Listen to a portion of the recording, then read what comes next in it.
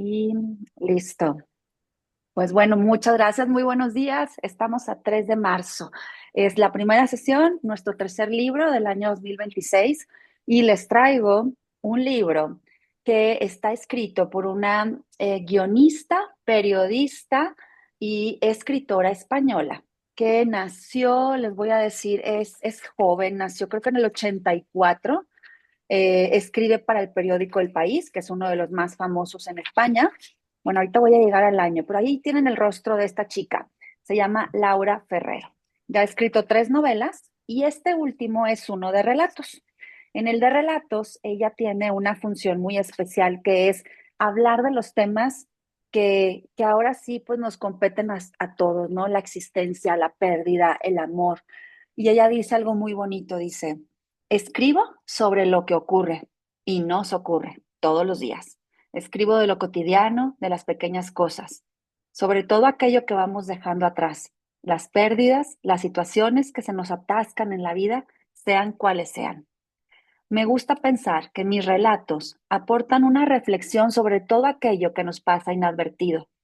Son una manera de pararse y mirar alrededor, una manera de preguntarse si es ahí donde estamos, el lugar donde queremos estar.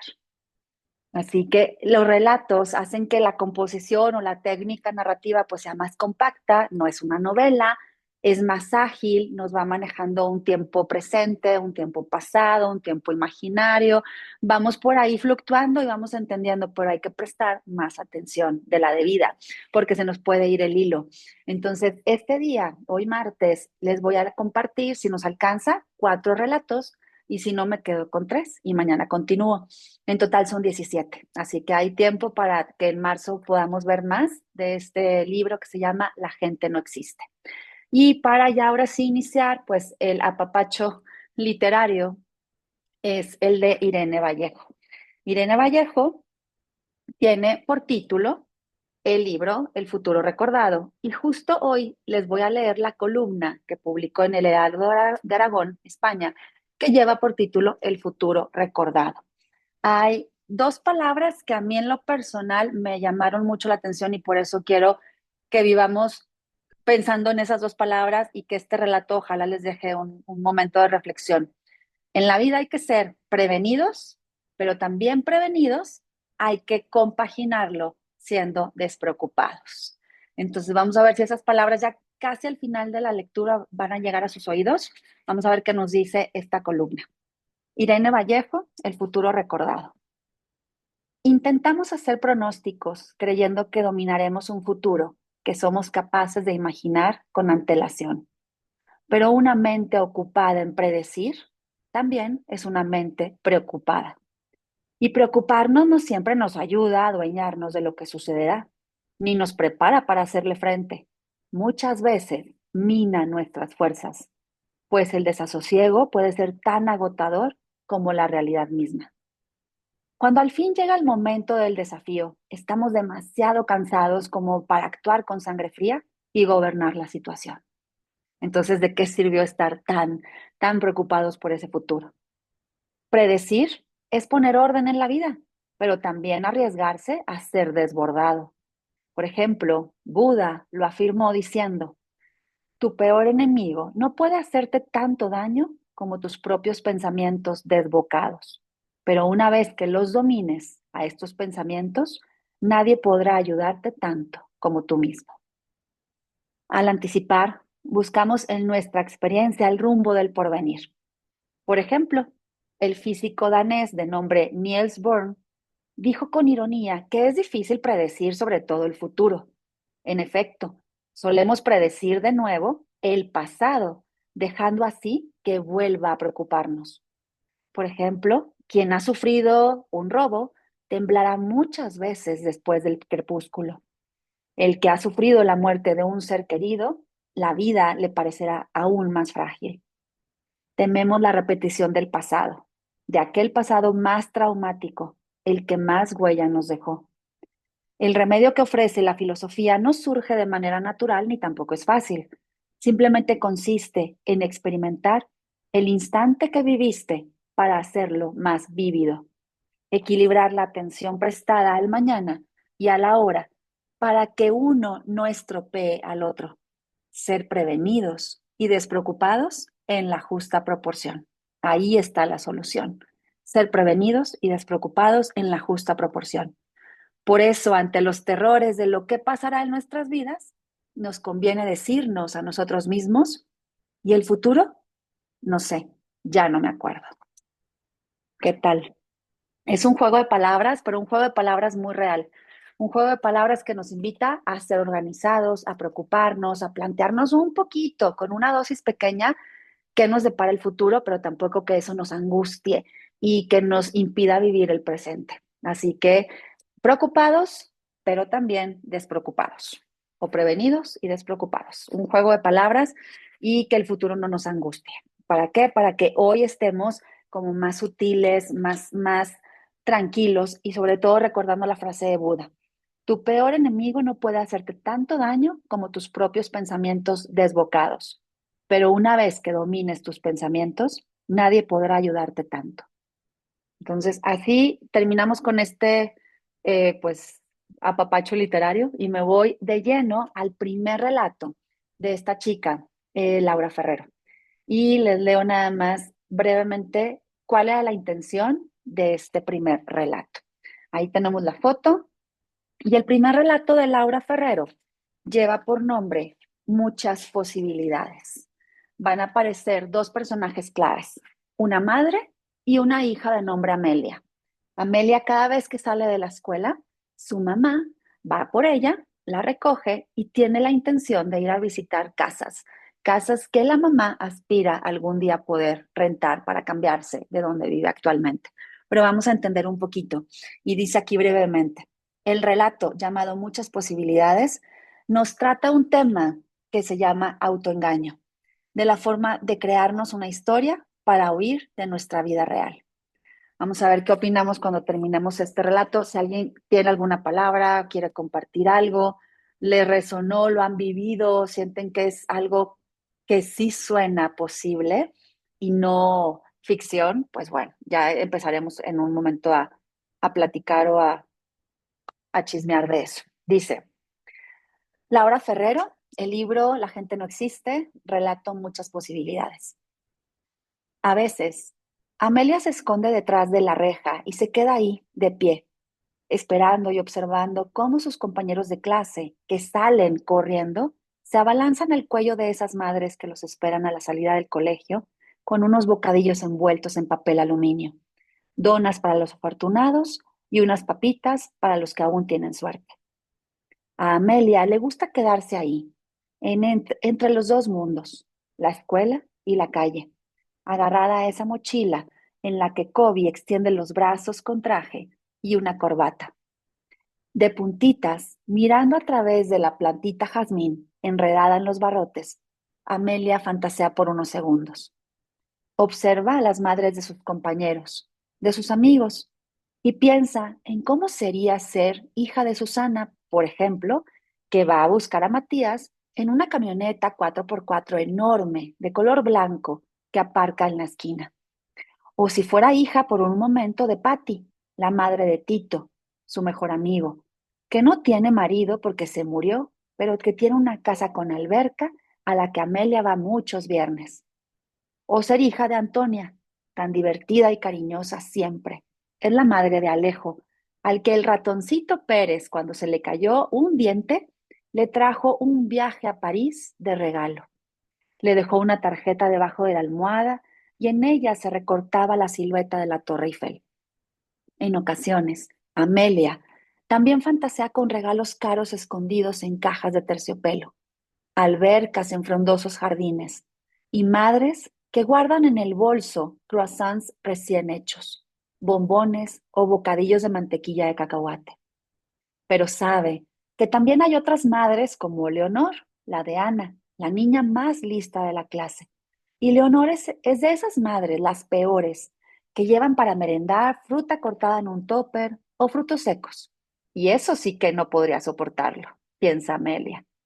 Al menos se reconforta. Su madre, la madre de Amelia, la suya, en algunas ocasiones, cuando su padre no está, le deja comerse una tostadita de nocilla de dos colores. Hoy, en esa salida de la escuela, su madre la espera en la esquina de siempre, charlando con las otras mamás, la de Matías y la de Ana. Recibe a Amelia con los brazos abiertos y el bocadillo en el bolsillo de la gabardina. Lo saca cuando llega su hija y la reprende por salir, como ya es costumbre, más tarde que ningún otro niño de la clase. La mamá le dice a Amelia, nos vamos a ver casas, y se despide de las otras mamás. A ver si encontramos algo ahora que ya podemos mudarnos del barrio ese en el que vivimos. Ninguno de sus amigos de clase ha estado nunca en casa de Amelia, el pequeño departamento sin ascensor de ese barrio donde viven sus padres y ella. Nadie lo ha visitado. De manera de cumpleaños, celebran sus cumpleaños en cafeterías, en parques. Incluso una vez lo hicieron en el jardín de su amigo Tito, porque los dos cumplen en el mismo mes. Amelia se queja porque quiere invitar a sus amigos a casa, pero su madre no da el brazo a torcer. Viven lejos, dice, demasiado lejos. Sin embargo, desde hace un par de meses ha decidido que van a mudarse y Amelia la acompaña todos los viernes cuando sale del colegio y pasan la tarde entre laberínticas casas unifamiliares con alberca interior y jardín y amplios y exclusivos áticos con galerías y vistas al parque. Amelia ha aprendido a no preguntar demasiado, y mucho menos cuando hay gente delante, y muchísimo menos de dinero. Aquel Dios pequeño y burlón, como dice su madre, que la separa por fuerza de una vida completa, del zumbido de la auténtica felicidad. A sus 9 años, Amelia se ha acostumbrado a que su madre cambie de opinión, ya que cuente cosas distintas según el interlocutor frente al que se encuentra. En ocasiones dice, por ejemplo, que están en ese barrio porque la abuela de Amelia está muy mayor y no pueden dejarla sola. O también dice porque la consulta de su marido está muy cerca, tan cerca que así puede regresar a comer con ellos. Pero su padre no tiene ninguna consulta. Antes sí. Ella recuerda aún esos tiempos y le llegan destellos de la primera infancia de Amelia, del apartamento en la playa, de esa vez que fueron a Estados Unidos y rentaron un coche, el cinturón de seguridad automático que bajaba por un riel. También recuerda la foto que tiene con Goofy frente al castillo de Disney y el melón de color naranja que se llamaba de alguna manera naranja, que sabía tan extraño y que le dieron en una bandejita de plástico cuando pararon en aquella área de servicio. Por otro lado, su abuela, que es la que le paga el colegio, no es mayor. El año anterior, el verano en que la ciudad se engalanó para recibir los Juegos Olímpicos, la vieron llegar a la casa de la final de España contra Polonia y con amigas suyas, también viudas, se habían pintado la bandera de España en la mejilla y contaban que se habían subido a la silla para corear Kiko, Kiko, Kiko, cuando el jugador marcó el gol que dio el oro a España. Amelia nunca sabe qué responder cuando le preguntan por su casa. Y hace poco se sorprendió diciendo, una tarde, en la alberca de su amigo Tito, que ellos también tenían una alberca en la terraza y que la suya era incluso un poco más grande y que había un salvavidas naranja. También se inventó que había un socorrista. Cuando se despiden de sus compañeros y de las demás madres, enfilan la avenida de sauces llorones y Amelia escucha atentamente todo tipo de detalles sobre las casas que van a ver. Hay uno que me gusta más que el otro, Amelia, dice mientras bajan por la calle su mamá, porque tiene una salita de billar que podríamos convertir en un cuarto de juegos, como el de tu amigo Tito. ¿Qué te parece? Su madre, alta y elegante sobre sus zapatos de charol, que a Amelia le parecen los más bonitos zapatos del mundo, se aparta el flequillo y se lee el recorte que lleva en el bolso. Casa especial para familias. Muchas posibilidades. Hay un espectacular ático dúplex con alberca privada, situada en una de las mejores calles del Turo Park. Finca con un conserje y hay servicio de vigilancia. Vivienda rodeada de amplias terrazas con el espacio principal en una planta y la zona de servicio y alberca en el servicio superior. Amelia escucha y asiente y se ilusiona por las posibilidades. Y cuando llegan a la dirección indicada, el vendedor ya las está esperando y se adentran en una portería elegante y saludan al portero, que es vigilante. El vendedor les enseña el ático y entre suspiros y exclamaciones de su madre, el vendedor cuenta que es uno de los pisos o departamentos más bonitos que ha visto jamás. El precio no será un problema para nosotros, escucha a Amelia decir a su madre. Viví un tiempo en un piso muy parecido a este, empieza su madre a decir, porque yo trabajaba en Londres y vivía en una zona preciosa llena de jardines. Era adjunta de dirección en una empresa textil en Londres. Qué interesante, responde el vendedor. Barcelona le parecerá un pueblo comparado con Londres, ¿no es así? Una se acostumbra a todo, respondió la mamá de Amelia. Pero estaríamos mejor en una casa como esta, eso es seguro. Es que por motivos familiares vivimos lejos de aquí, ¿sabe? Cuando se despiden, apresuran el paso todo lo que pueden con esos zapatos de charol de su madre. Ay, Amelia, qué nostalgia Londres. Eso sí, que era una ciudad.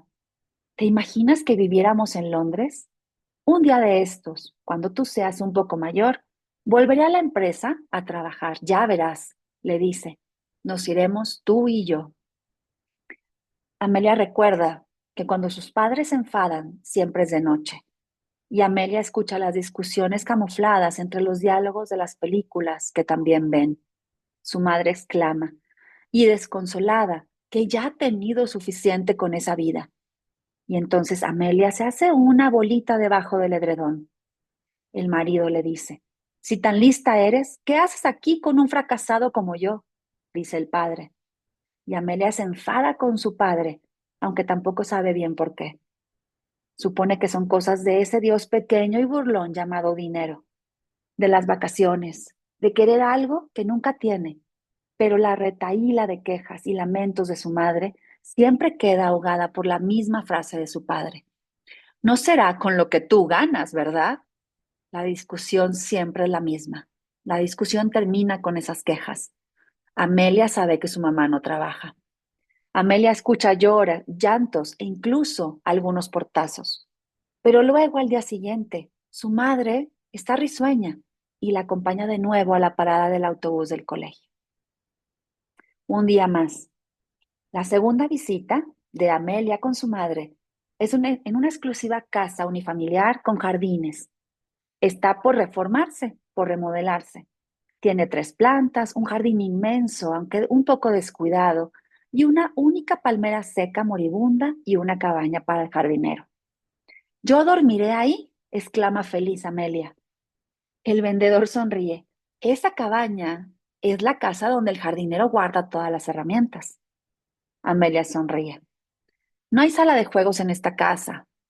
Aunque está remodelada con estos azulejos pasados de moda, no me convence mucho. Lo único nuevo que veo son las persianas automáticas. El vendedor se lo hace notar. A Amelia ese detalle le parece mágico, porque tocando un botón se abren las persianas o se cierran. ¿Qué te parece, Amelia? ¿Nos quedamos con esta casa? Amelia responde, me gustan las persianas. Ah, dice el vendedor, tiene usted una hija hermosa. Y lo dice con una sonrisa de complicidad. El dinero no es ningún problema, vuelve a decir su madre, pero necesitaríamos mudarnos ya. Y además, esto de que aún no hayan terminado con la pista de tenis y las remodelaciones, pues el anuncio de periódico no dice la verdad. No sé si a mi marido le va a gustar, ¿me comprende? El vendedor asiente. Pero lo pensaremos. La verdad es que el lugar es envidiable, aunque sigo estando de acuerdo que hay necesidad de una buena remodelación. Y ya que estamos en eso del tema de la remodelación, la mamá le dice al vendedor, sé que es una tontería, pero a mí esa palmera solitaria en el jardín, yo me pregunto si la podríamos quitar en caso de mudarnos. La he visto muy sola, ¿sabe? Como si fuera una metáfora. La madre espera que el vendedor la siga, pero este vendedor enarca las cejas esperando que la señora continúe. Amelia se retira un poco. Siente que vuelve a embargarla esa sensación extraña, de angustia, de desazón. La salta una vez más, esa palabra que le quema por dentro. ¿Qué es metáfora? Pregunta Amelia bajito, bajito al vendedor y a la mamá. Ay, dice la mamá de Amelia, por favor. Y ya, se despide del vendedor. Cuando se despiden, Amelia le vuelve a preguntar, ¿qué es una metáfora, mamá? Hija, hoy en día no aprendes nada en el colegio. Es como si tuvieras una piel muy suave, y yo te digo que tienes piel de terciopelo o como piel de seda. Pero, ¿y la palmera, mamá? Bueno, hija, da igual. Entre tú y tu padre no puedo. Menudas dos mentes privilegiadas que tengo en casa, por Dios. De camino a la parada del autobús, su madre sigue citando más ejemplos de metáforas y Amelia asiente embelesada. Después, rememora otra vez los tiempos en que vivía en Londres y trabajaba. Ahora, su madre, como siempre dice, ha decidido no trabajar. Fue después de lo que le sucedió a su padre en la consulta, lo de la palabra tabú que se menciona a voces, arruinarse. Eso le pasó a mi padre. Bueno, tampoco es que nos hayan encantado las casas, ¿verdad, Amelia? Ya, estoy de acuerdo, mamá, dice Amelia. Así que igual tampoco hace falta que se lo digamos a tu padre, recuerda. Cuando tengamos la casa que nos guste a ti y a mí, se lo decimos. Así, de sorpresa. ¿Y podremos comprar otra casa, mamá? Claro. ¿Qué clase de pregunta es esa, Amelia? En la marquesina, esperando el autobús, Amelia piensa en confesarle a su madre la mentira que le dijo a su amigo Tito sobre que ella también tenía una alberca. Le da miedo que la puedan descubrir, pero al final opta por no hacerlo y suben al autobús. Por un momento, cree que va a regresar esa sensación extraña, la palabra que le quema en la garganta. Pero pronto Amelia se distrae mirando a un bebé que duerme tranquilo en un cochecito.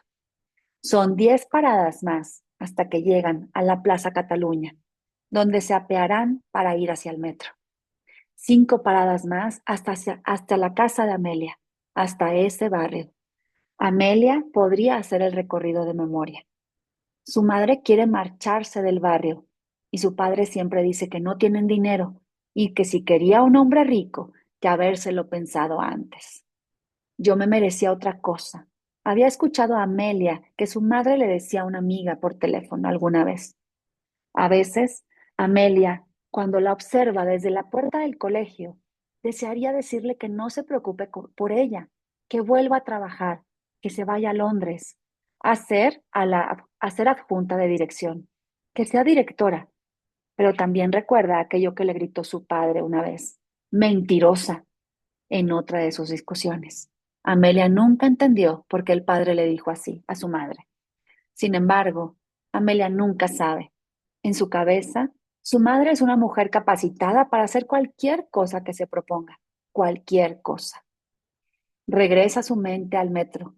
En el metro, las dos están agarradas de la barra central, haciendo malabarismos para no caerse. Su madre le pregunta qué quiere cenar y Amelia le pide fajitas. ¿Cuándo nos mudaremos, mamá? Pronto. Hay que encontrar la casa que nos guste, ¿no? La casa perfecta. En Londres, Amelia, me costó mucho encontrarla, no te creas. Piensa que trabajaba tanto que yo salía tarde y ya cerraban las inmobiliarias, que los ingleses lo hacen todo muy temprano. Yo cenaba a las 7, imagínate. Mamá, ¿volverás a trabajar algún día? Amelia, cariño, entonces, ¿quién va a cuidar de ti? Tito, mi amigo, tiene una nanita. Yo también podría tener una nanita. O la abuela. Observa de pronto cómo las puertas del metro se cierran y también las uñas ligeramente descacarilladas de la madre. Vuelven a agarrarse a la barra central que está caliente por las otras manos y Amelia desplaza las suyas hasta la parte inferior, donde intuye que esa parte estará fría. Piensa de nuevo en la palmera solitaria, en la metáfora de la palmera. Siente de repente que los ojos se le empañan. Hay una palabra que le quema. La tiene atragantada desde hace días, meses. Cuando la madre recoge la mesa, cuando la madre dobla meticulosamente los pañuelos de algodón con las iniciales del padre, cuando la madre rememora Londres, pero nunca le enseña fotos de esa época, o cuando aquel día, ayudándola con redacción de clases de inglés, la madre confundió kitchen con kitchen y Amelia no quiso sacarla del error. O cuando devuelve ropa que se ha puesto pero no puede pagar.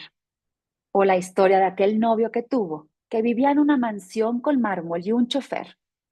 A veces la palabra le quema en los labios y tiene ganas de llorar, porque últimamente siente que su madre tiene miedo, que ella está asustada y sola, que está su madre agarrada a la barra central de un metro del que no se atreve a bajar. Decide decirle la palabra, pero Amelia se da cuenta de que solo queda una parada y en el vagón han entrado unos rumanos con un acordeón y cantan cierta canción. Su madre hace amago de moverse como si bailara para hacerla reír y Amelia, incómoda, se fija en la tirita despegada que le sobresale por el exterior del charol azul eléctrico de su zapato izquierdo. Le arden los ojos y vuelve la palabra, pero a veces duda porque teme equivocarse. Y el metro está ya deteniéndose al llegar a su parada. Y antes de bajar empieza, mami, pero se detiene en seco. Le quema el corazón, se queda en silencio. Salen del vagón y ni siquiera su madre la ha escuchado. No va a decir esa palabra. Amelia crece, se hace mayor. Mientras avanzan por el andén y su madre le va relentando aquella vez que estando en Londres, un hombre que era dueño de una fábrica de muebles de diseño se quiso casar con ella, pero que ella dijo que no. Ahora, Amelia, ¿con cuál de las casas que hemos visto hoy te quedas? Va, estás muy callada, Amelia. Ay, cómo me apetece que hagamos juntas unas fajitas para cenar. Y mientras suben las escaleras que las llevan por fin al exterior, a ese barrio alejado de albercas y de las camionetas 4x4 que esperan a los niños en la escuela, Amelia decide agarrar con fuerza la mano de su madre, que se ríe y le dice que no sea tan bruta, que le duelen los dedos de la fuerza y que haga el favor de soltar su mano. Pero Amelia no quiere soltar la mano de su mamá y aunque está disgustada, incluso asqueada, sabe que su único deber es seguir agarrándola para que ella, la madre y la mujer que cree ser, se quede junto a Amelia, porque Amelia sabe que si suelta esa mano, esa mujer desaparecerá. ¿Qué tal? Díganme si sintieron el tema principal de añorar una vida que no tenemos. Es el autoengaño, como decía el inicio, que les decía que este relato de muchas posibilidades trata del autoengaño, de la forma de crearnos una historia para huir de la vida real. Y yo platicaba con una amiga de este relato y además le decía cómo los hijos tienen que ser las personas que nos contengan, por así decirlo, ¿no? En ocasiones les damos a los hijos responsabilidades que no deberían de tener. Y aquí siento que Amelia, en lo personal, está conteniendo a su mamá. Es como esa palmera fuerte que tiene que estar agarrando a su mamá, porque si la suelta, se le va a ir. Y se le va a ir en el sentido de tanto añoro otras cosas que hasta el miedo es, se va a ir sin mí porque ella quiere otra vida distinta. Y eso es lo que viven a veces los más pequeñitos de las casas por decisiones que los adultos nunca volteamos a ver qué tanto estarán afectando nuestras conversaciones o nuestras acciones y qué temores les estamos transmitiendo a los más pequeños de casa. ¿Alguien sintió distinto? ¿Alguien opina algo? ¿Alguien ha escuchado situaciones parecidas? No sé, sin decir nombres, familias, nada, pero siempre hay como una incomodidad de compararnos y decir, es que yo podría estar ahí o yo trabajaba o yo si trabajara o yo tuviera esto.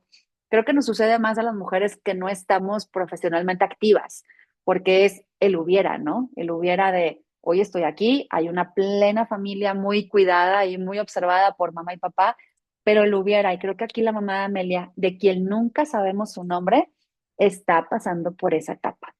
¿Qué opinan? ¿Alguna palabra que quieran compartir? ¿Qué les resuena? Me recordó la película de La vida es bella, en el Ujú. que estás viviendo dos mundos diferentes, una la realidad y otra la ficción para tratar de ocultar la realidad, ¿no? Sí, sí, sí, Viviendo en sí. otro mundo. Y a veces cometemos ese error con los hijos, ¿no? Que les estamos disfrazando la realidad en Ajá, lugar de enfrentarlos a la vida como es. O nuestra realidad como es, ¿no?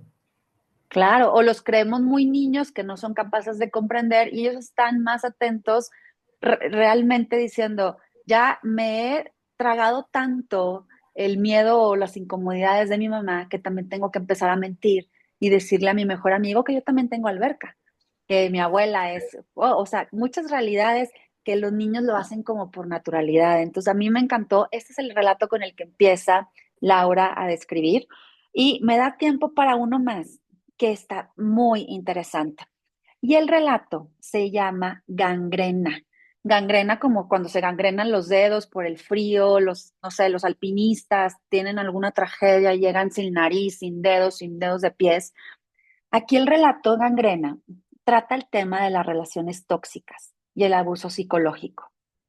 Vamos a ver si al momento que lo lea les parece adecuado el tratamiento o las posturas que tiene esta chica, porque parece que ella se ha creído tanto que lo que le pasa es porque se lo merece. Entonces, no siempre es así.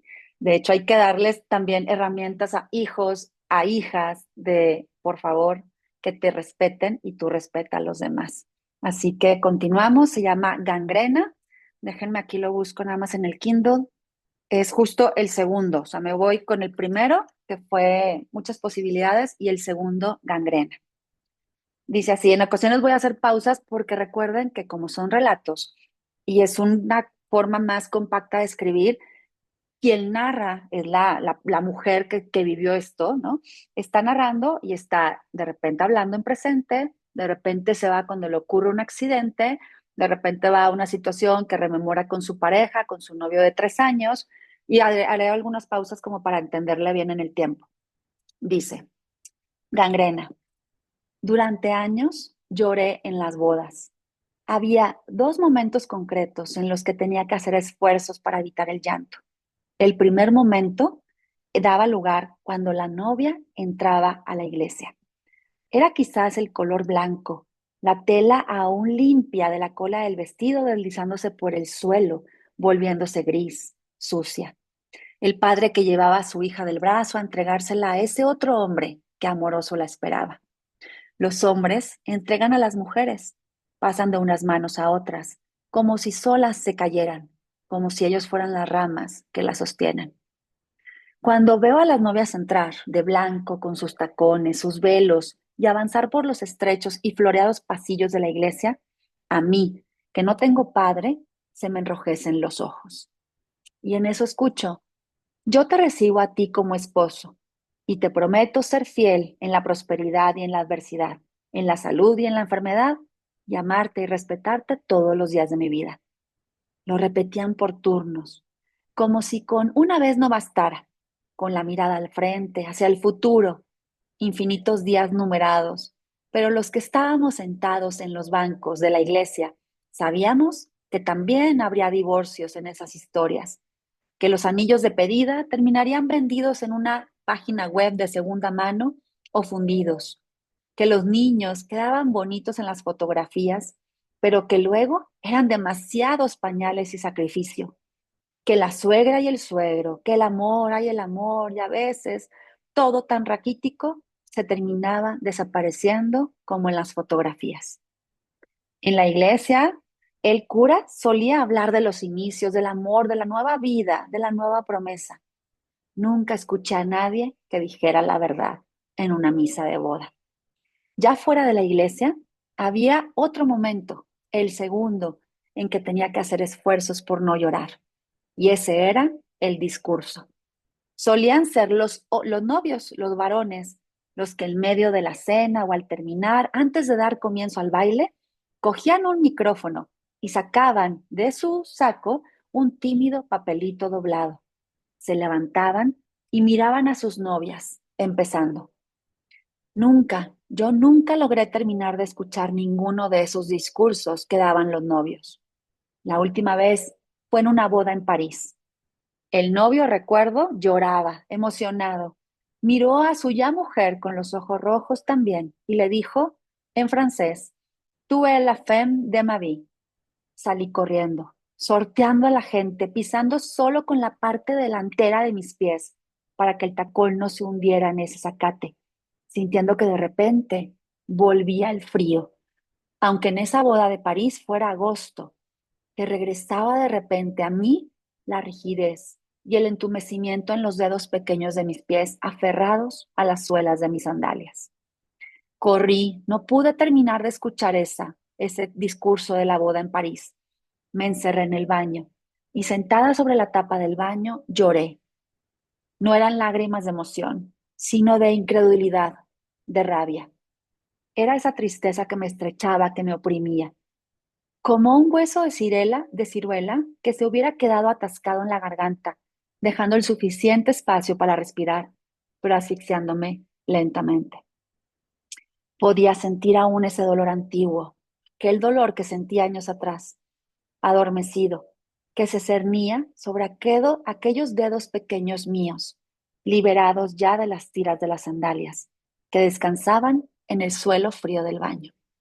La piel antigua, la memoria de mi piel, titiritaba debajo de la nueva. Podía sentirlo, y entonces, como en un fogonazo, regresó la imagen de un hombre vestido con una bata blanca que me preguntaba años atrás cómo había sucedido eso y por qué. ¿Por qué había estado yo 2 horas caminando sola a través de la nieve y del hielo de febrero si tan solo llevaba puestas unas míseras bailarinas y unas medias de rejillas finas? Podrías haber perdido los dedos de los pies, dijo aquel doctor en bata blanca. Asentí y musité cualquier cosa. Quizá hasta dije, lo siento, aunque no le dije la verdad de por qué me pasó eso. No le dije que lo había hecho porque me lo merecía. Estoy segura de que el médico jamás me hubiera entendido. Aquellos recuerdos, aquellos episodios, las lágrimas y el recuerdo de la piel fría y muerta, esa gangrena temporal que se cernía sobre los dedos de mis pies, me sobrevenían únicamente cuando asistía a las bodas. Y de nuevo, vuelvo a la boda en París, al tiempo real, y escuché Tu es la femme de ma vie. Y cuando entendí que era entonces durante la ceremonia, cuando observaba desintegrarse una y otra vez aquel globo lleno de deseo mantenido durante largos años, cuando volví a pensar en aquel terror. El deseo, que era a la vez miedo, un temor hondo y oscuro, casi violento, que me angustiaba, cuando proyectaban aquellos discursos felices de esas bodas, las grietas y mi propia decepción. Esa pregunta, un ruego, si acaso el ¿cómo has llegado hasta aquí? Y no me refería solamente al lugar de la celebración. Me refería al momento exacto en el que sabes que estás muy cerca de alcanzar el punto de no retorno. Por eso hoy sé que esa boda de París fue la última boda a la que asistí. Entonces aquí hago pausa. Ella nos está confesando que hay 2 momentos que no tolera. Cuando en la boda ve entrar a la novia del brazo del padre y cuando también escucha al novio recitar un tema hermoso y un discurso. ¿Por qué? Porque en ese momento remonta su tiempo imaginario a una vez donde ella estaba caminando en la nieve en el mes de febrero con unas zapatillas mediocres y con ese frío que hacía, caminando por 2 horas, casi pierde los dedos de los pies, casi como una gangrena atemporal.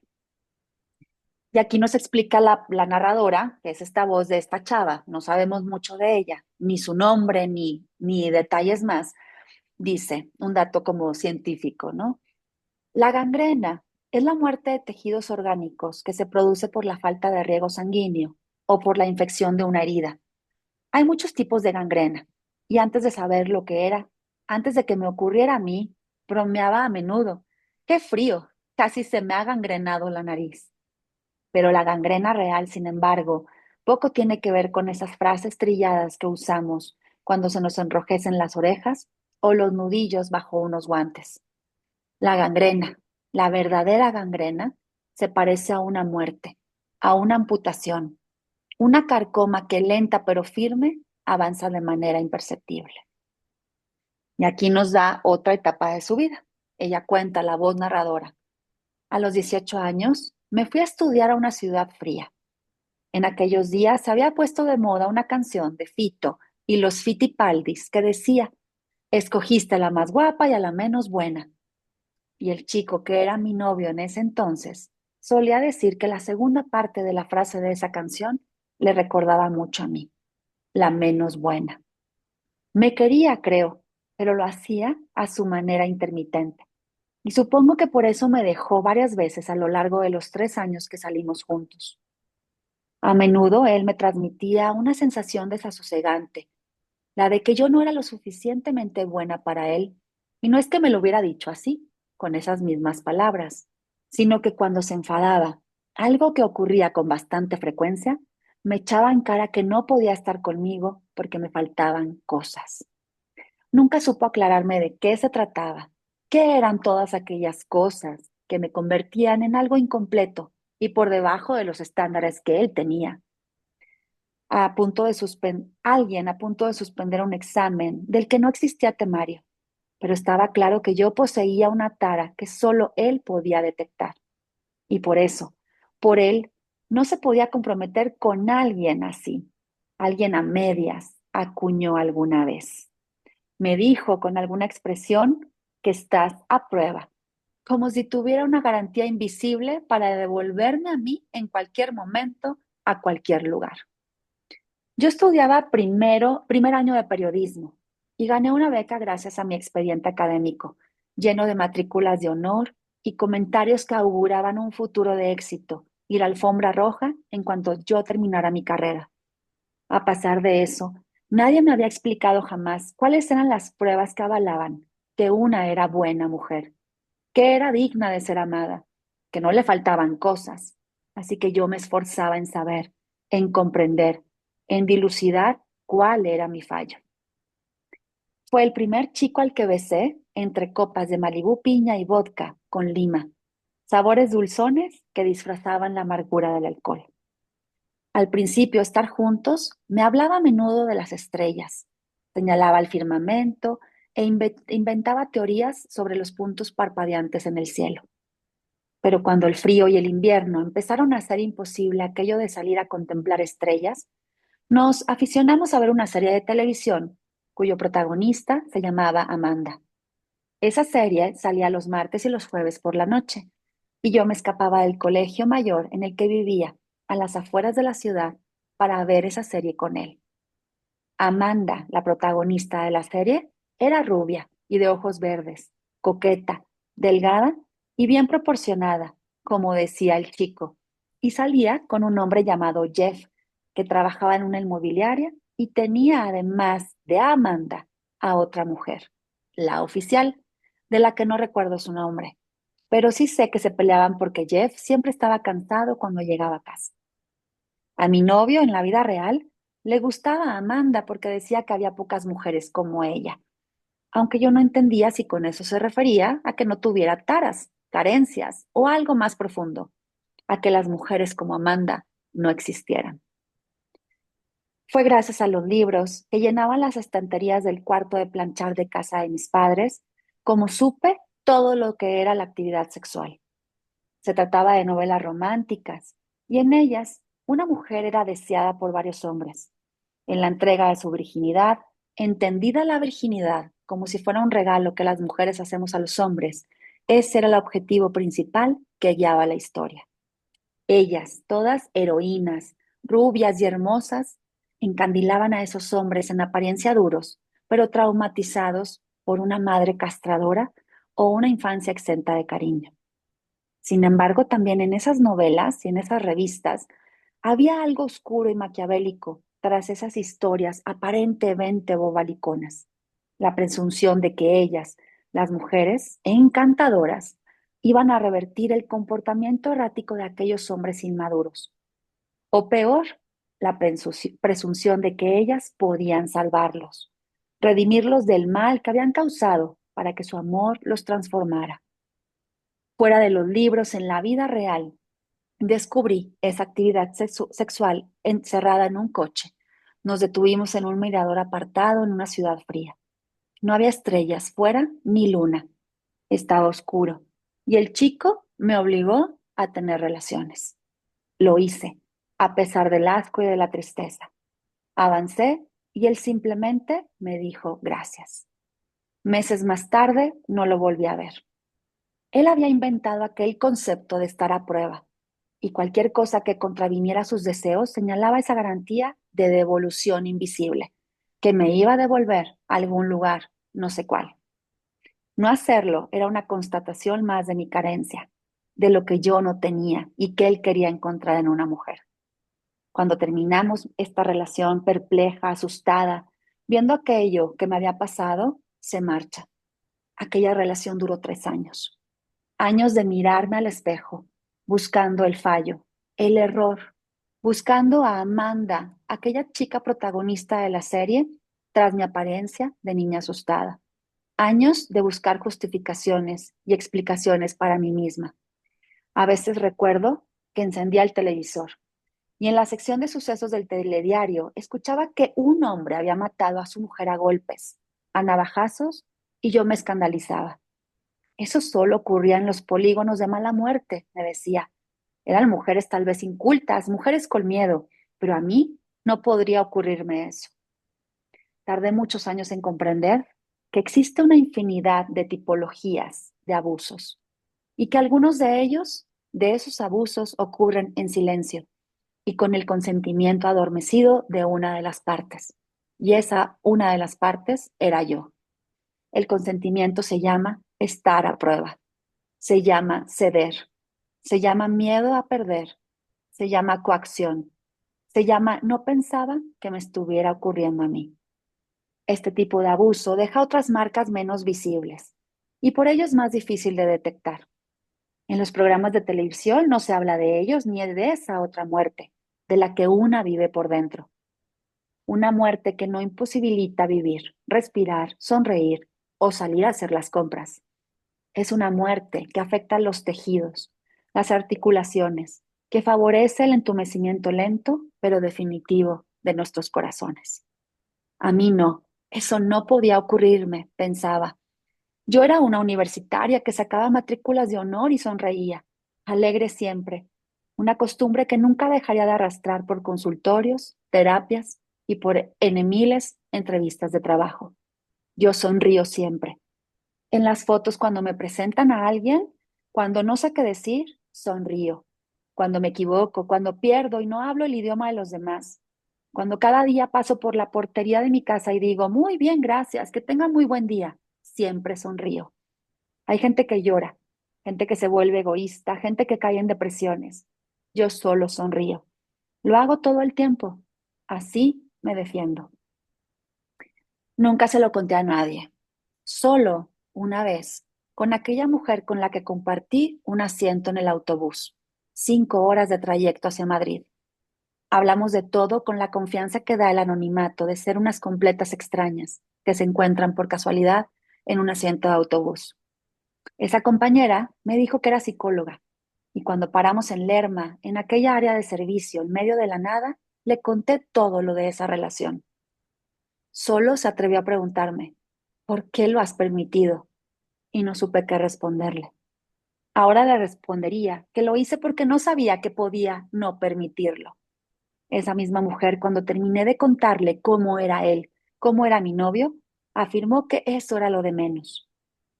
Me dijo, ese hombre abusó de ti durante 3 años, sentenció, pero yo nunca le había puesto ese nombre, abuso. Cuando llegamos a la estación de Avenida de América, me dio su tarjeta de visita y de consulta y me pidió que por favor la llamara, que quería hablar conmigo. Yo le prometí que lo haría y estuve a punto de hacerlo, pero no pude. No supe dar con las palabras para seguir contándoselo. Los años de prueba terminaron un día de febrero en aquella ciudad del norte. Esta parte es importante porque estamos entre presente, pasado y vuelve a su tiempo imaginario y recuerda aquel frío de febrero, cuando llevaba unas míseras zapatillas caminando por la nieve y nos va a explicar por qué pasó. Los años de prueba terminaron un día de febrero en esa relación, en aquella ciudad del norte. Nevaba y estaba oscuro ya cuando dentro de su coche derramé sin querer un poco de refresco Fanta sobre el asiento.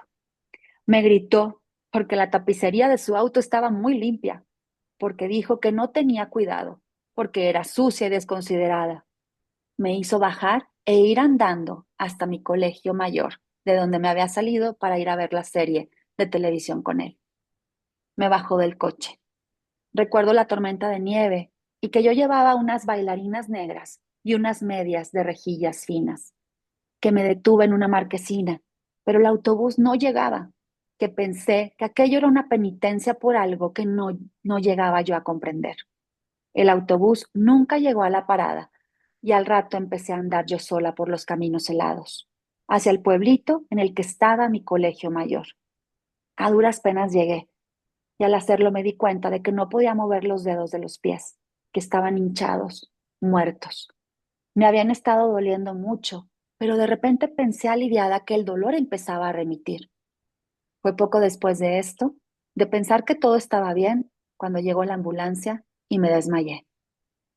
Más tarde, ya solo recuerdo al médico de bata blanca, en ese pequeño cubículo de urgencias, la luz cenital que caía sobre mis pies vendados. El médico me miraba asustado, como si no pudiera dar crédito. Pero niña, ¿por qué no cogiste un taxi? ¿Por qué no te quedaste en una cafetería esperando a que alguien te recogiera? Pero no sabía yo qué responder a esas preguntas. Sabía, sin embargo, que merecía el frío, que yo merecía la soledad y que tampoco podía ser tan grave, puesto que había dejado de doler. Ignoraba que el entumecimiento significaba que ya no hay nada que hacer. El tejido está muerto y los muertos nunca regresan a la vida. De niños, mi hermano y yo nos resguardábamos del calor del verano en una piscina hinchable que mis abuelos colocaban en su jardín. De esas piscinas aprendí que el agua podía escaparse por agujeros diminutos y casi imperceptibles. A veces no lográbamos descubrir dónde estaba el agujero, pero eso daba igual. Terminábamos comprando una piscina inflable nueva. Lo que me ocurrió, ahora lo entiendo. Es algo parecido a esa piscina nueva con agujeritos. Ahora, en las bodas, siempre lo veo a él y yo corro y me escondo en el baño porque sé que existen esos agujeros invisibles por los que se escurre la vida, en las bodas, en el pasillo de las iglesias, en los discursos rebosantes de felicidad, regresan también a mí las imágenes de mis dedos de los pies de color azul. Y aquel médico joven que lleva bajo la bata blanca la camisa impoluta abrochada hasta el último botón, me pregunta que cómo se me ha ocurrido ir andando hasta casa con la nieve que está cayendo. Lo hace como si yo no pudiera entenderle, como si mis oídos no procesaran el mensaje porque estoy sorda lejos o tal vez muerta. Esto que te ha ocurrido es muy serio, le escucho decir a lo lejos. Y yo asiento. Y pese a todo, sonrío. Sonrío porque no me duele, ya no me duele. Sonrío siempre, porque él, ese doctor, no sabe que estoy a prueba e intuyo que no se lo puedo contar, porque cuando deja de doler es que estás muerta. ¿Qué tal? Abuso. Abuso, estar a prueba, un abuso del que no sabemos que podemos decir basta. Entonces, creo que vale toda la pena estos relatos porque, como bien decía la escritora Laura Ferrero, escribo de lo cotidiano y de lo que casi no se habla, de lo que pasa inadvertido. Es una manera de pararse y mirar alrededor, una manera de preguntarse si es ahí donde estamos, el lugar donde queremos estar. Así que creo que vale toda la pena que sea como temas de charla de sobremesa.